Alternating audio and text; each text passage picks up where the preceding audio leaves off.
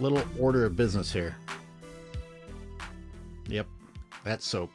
Two things. I was trashing Jamal Murray. I'm not wrong, because he had an abysmal game, but he hit it at the time that LeBron James cannot hit it.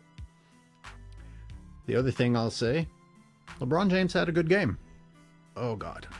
I'm getting ill. He did. He had a good game. He did not have a GOAT-like game. A lot of people in the NBA have good games.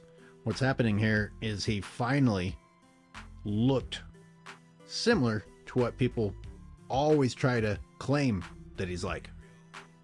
But, as you can imagine, I'm going to show you why, even in this good game, you shouldn't be very impressed. But, alright, here we go. Gotta wash my mouth out after giving him a compliment.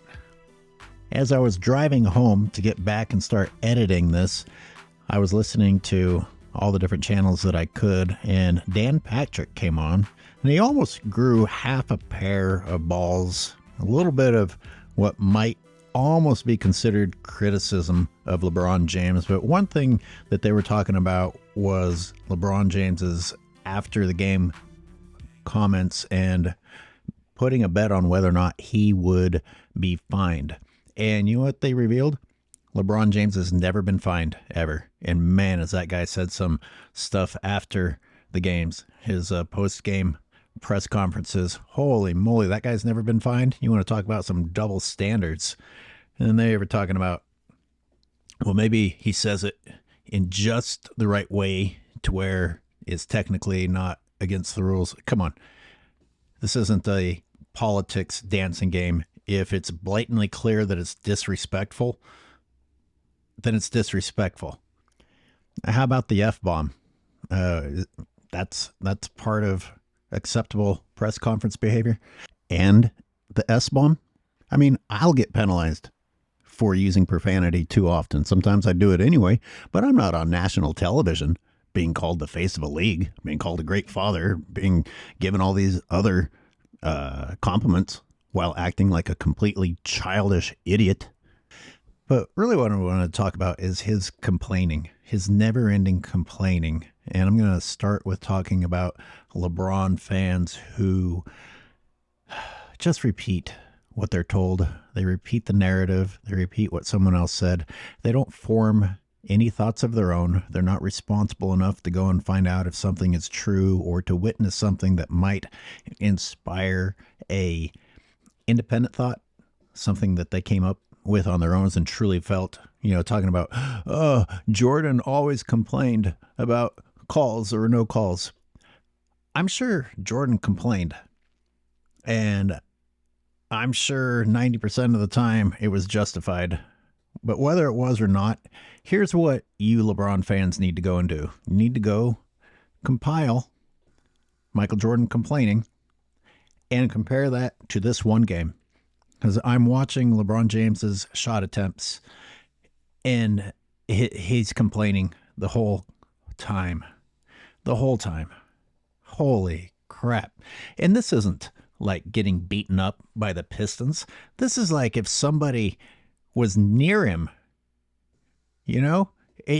throwing tantrums over whether or not something that could be a fingertip foul. And I'm not saying that there was a foul or not. I'm saying that it's so close on the replay. You've got announcers who are saying, oh, yeah, I think that there was some contact there. Hey, you think? I mean, you don't even know. You can't even tell for sure. And the guy's throwing a tantrum.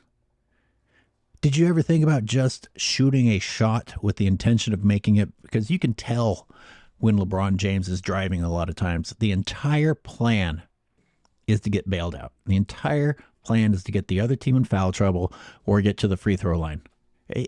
There's no integrity in that. Oh, well, I'm afraid to actually make a shot, but I will let the refs help me out here. And this is one of the reasons I was so upset that the timing of this trip overlapped these games, because I want to record it on the TNT Overtime Angle 2, which I can only do with some devices that I have at home. Why?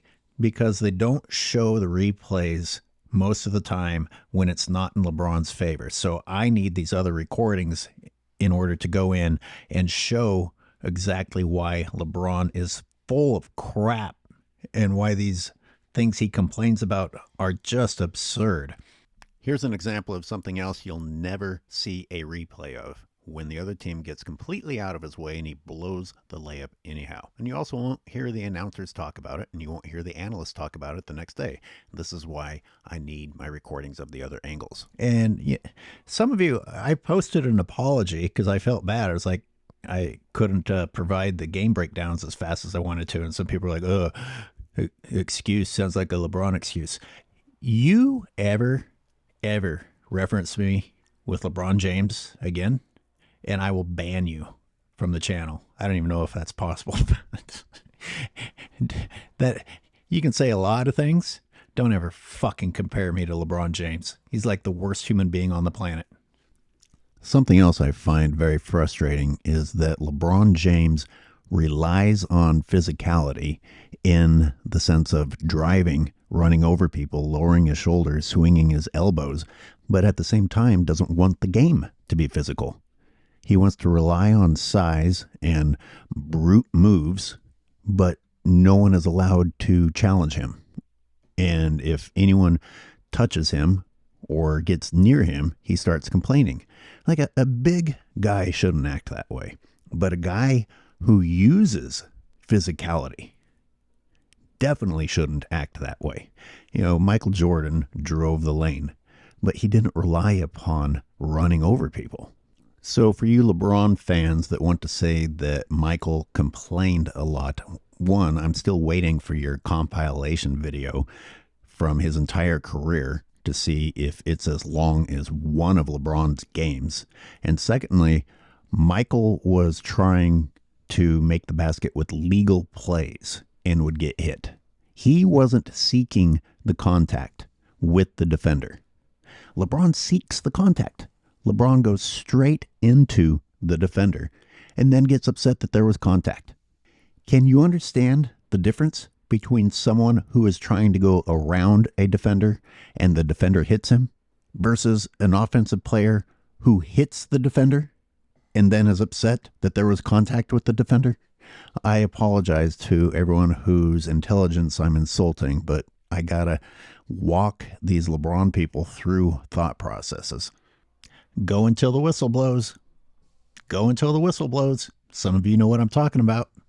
And the rest of you are a new generation where you learn to complain rather than just keep hustling and fighting. You play until you hear the whistle. My God, how many times in just this game, do I see LeBron James quitting because he didn't get his way? And the fact that you can see in his motion that he is planning on complaining even as he's driving, that's a dead giveaway that it wasn't a legitimate shot attempt as much as it was trying to manipulate the game. LeBron James standing out of bounds underneath the basket with his hands up. LeBron James laying on the ground, watching his team struggle to get control of the ball that he lost, and he's comfortable just sitting there watching it. Until the day that I can't leave everything on the court. You're leaving your stank on the court. Stop rubbing that filthy body all over the floor. Other people have to play there. You know, with LeBron carrying on about the replay review and the D'Angelo Russell foul, which, you know, that's one play amongst many. And what LeBron got away with in that game eclipses that. But LeBron said, honestly, I don't get it. You don't need to convince us that you're stupid.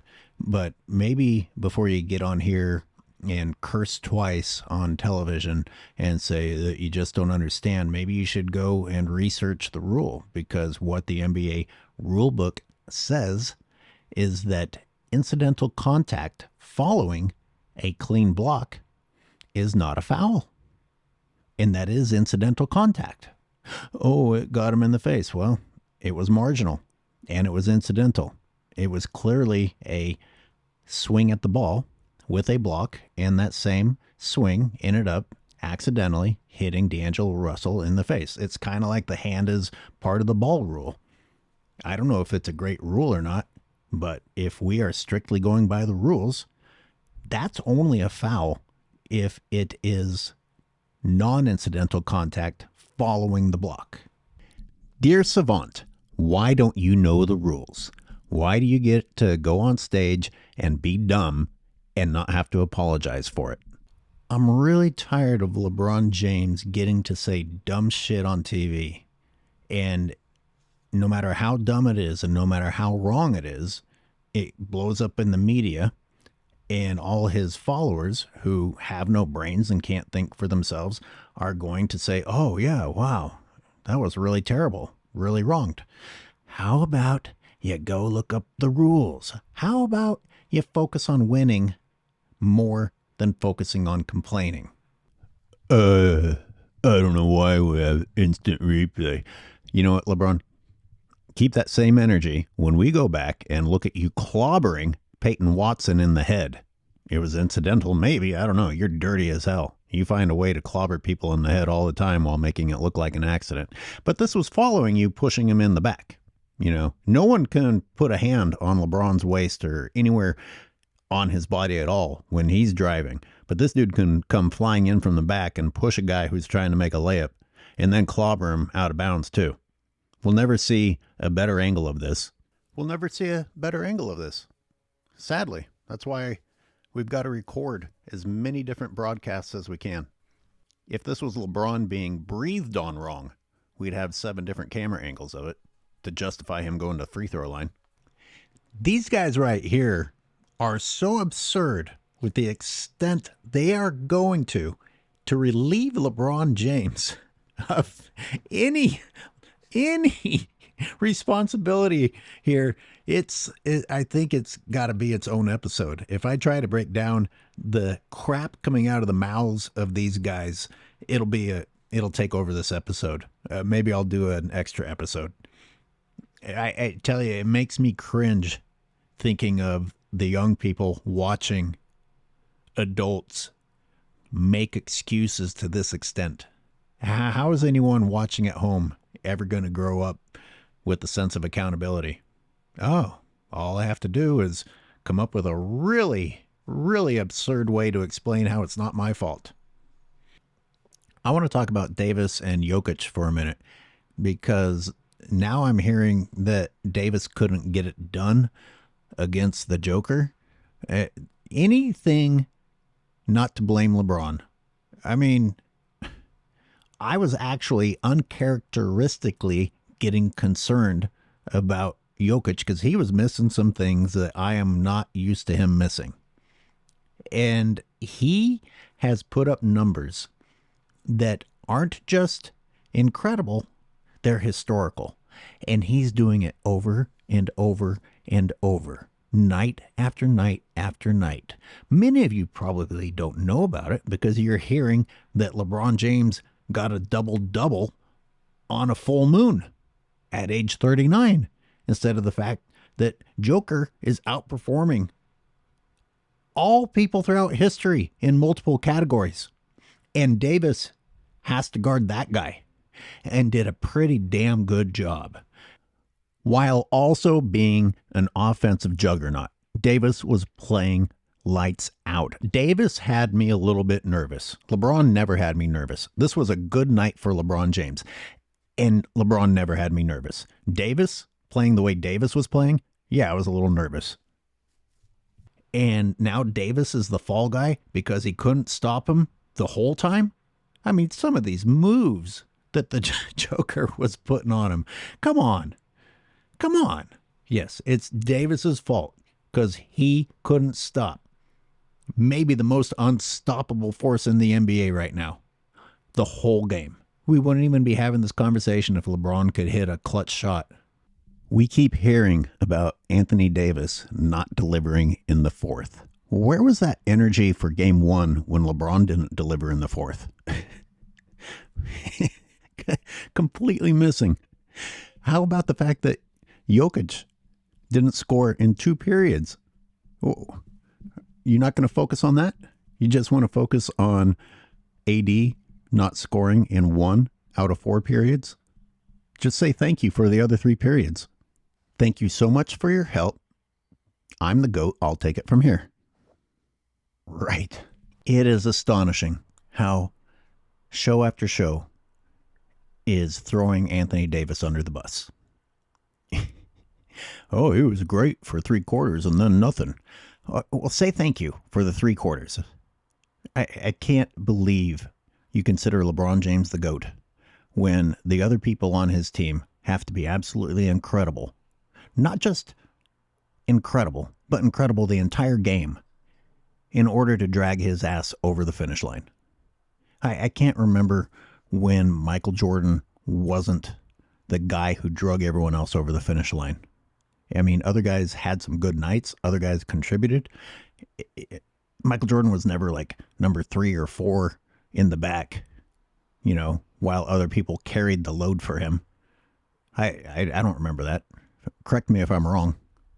Jokic didn't score for 2 entire periods. Anthony Davis had 1 period where he wasn't scoring. Jokic didn't score for 2 periods. What do you have to say about that? What do you have to say about that? Now let's focus on the fact that Anthony Davis wasn't perfect for 1 period. Everybody's saying that LeBron James did his job. LeBron James was great throughout the entire game. That's interesting because LeBron James had 26 points. Jokic, who didn't score for 2 periods, ended up with more points than LeBron James. Jamal Murray, who had an epically terrible game, ended with only 6 points fewer than LeBron James. And LeBron James had a great night. Talk about constantly lowering the bar to accommodate LeBron James. I just went to clear my head with another run, and I went ahead and let Nick Wright play. It came on next on YouTube. Usually I will not even listen to him. I get really upset, but I'm punishing myself this time. I'm going all in. I am going to make as many videos as I can about this series. So I punished myself. I'm allowing myself to suffer. I got to tell you, it really disturbs me that Nick Wright is on television and that kids listen to him. I would like to get in a cage fight with Nick Wright. And, that's, I'm not the biggest guy, but it still seems crazy unfair. So I'll fight on 1 leg and with 1 arm. But I would really like to hurt him. And if we were on a debate panel, if he turned his head toward me too quickly, I would consider that a hostile act, trying to knock me out with his fucking nose. That ugly son of a bitch. And all the shit that comes out of his mouth. I don't know how long I could sit across from him, especially the way he talks over everybody the second they start to make a good point. Oh boy. One little detail. I don't know how many people would pick up on this, but he even got Broussard in on this. They both said that LeBron was clutch in the fourth. He hit those clutch threes. There were 6.5 minutes left in the game when he hit those. 6.5 minutes left in the game when he hit those, which is better than he usually does. I'll have to give him credit for finally not stinking up the entire 4th period. But we are lowering the bar to where 6.5 minutes remaining is now in the clutch category. I don't think that's in the official definition of clutch when they're doing stats, but maybe they'll change that for LeBron too. All right, that seems like a good spot to take a break. Get this one uploaded. I've got a lot more on the way. I hope you'll watch all of them, trying to get these out to you as fast as possible now that I'm back in town. Actually, let me leave you with a question. How many people are old enough to remember? Go ahead and write in the comments. I really want to see how many people can relate to this. How many people remember when the media constantly made whoever was at the top repeatedly earn staying at the top. Like they couldn't wait to take you down. Instead, now we have media who constantly make excuses for failure and back up people who complain. They actually are like, oh, look at this person who complained, and here's why he has a point. It's just changed so much. It's frightening. Instead of being ridiculed, instead of being fined, instead of being suspended, he is being praised for this. It's actually working in his favor. Complain and cry, and instead of getting criticized for it, you will be rewarded for it. ESPN wrote an article about his complaints. Nick Wright is doubling down on defending him. And the referees, as they have shown us, this isn't just a hypothesis of what they will do. They've shown us in the past that when LeBron complains, they respond by giving him even more. So the Nuggets playing in LA is going to be frightening. They can't have another game like they had Monday night and win against the refs and the Lakers. They can't shoot that poorly. They have to play a perfect game of basketball to overcome the refs and the Lakers.